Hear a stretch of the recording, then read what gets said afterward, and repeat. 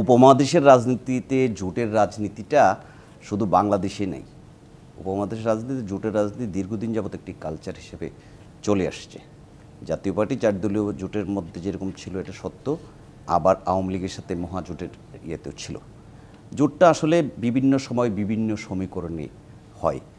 এখন এক এক পরিস্থিতিতে এক একবার এক একজনের সাথে জোট হয়েছে। আমরা এর আগেও কিন্তু এই জোট দেখেছি বাংলাদেশে। শুধু এই জোটের রাজনীতি যে শুধু 4 দলীয় জোট মহাজোট এর থেকে নয়। আমরা যখন ক্ষমতায় ছিলাম তখনও কিন্তু 15 দলীয় জোট 7 দলীয় জোট ছিল, পরবর্তী 5 দলীয় জোট হয়েছে এবং জোটের রাজনীতি হয়েছে। সবাই কি ক্ষমতা বা ক্ষমতার আশেপাশের জন্য জোট করেছে? আওয়ামী লীগ শাহাদাত হোসেন সেলিম ভাইরা গত 15 বছর জোট করে আন্দোলনও তো করেছে। এটাও তো আছে। জোট যে শুধুমাত্র ক্ষমতা বা ক্ষমতার কাছাকাছি এই জন্য কোনো ইয়ে নেই। জোট বিভিন্ন প্রেক্ষাপটে জোটের কিন্তু আপনারা তো এই দাবিও করেছেন, আপনারা যখন যে দলের সাথে জোটবদ্ধ হন সেই দল তখন বিজয়ী হয় না।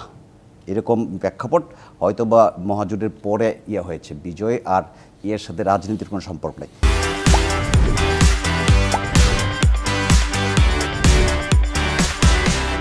এখন দেখেন জাতীয় পার্টি নির্বাচনে অংশগ্রহণ করছে। একটা দল সাংবিধানিকভাবে নির্বাচনে অংশগ্রহণ করতে পারে আবার নাও করতে পারে, দুইটাই তার সাংবিধানিক রাইট। চরমোনাইয়ের পীর আওয়ামী লীগের আন্ডারে যতগুলা জাতীয় সরকার হয়েছে, যতগুলা স্থানীয় সরকার হয়েছে, সবগুলা নির্বাচনে অংশগ্রহণ করছে।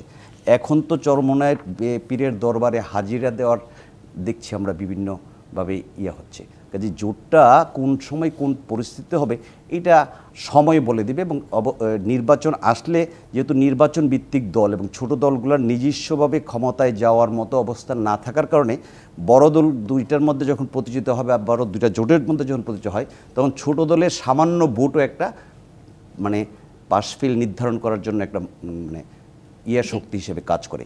সেই কারণে ছোট দলগুলোর কদর বাড়ে। আপনি যেটা বললেন যে ছোট দলকে ডাকা হয়, একেবারে মানে জনসমর্থন না থাকলে তো আর কোনো দলকে ডেকে নিয়ে মানে ওই জোটের অংশীদার করার কোনো কারণ আছে বলে আমি ব্যক্তিগত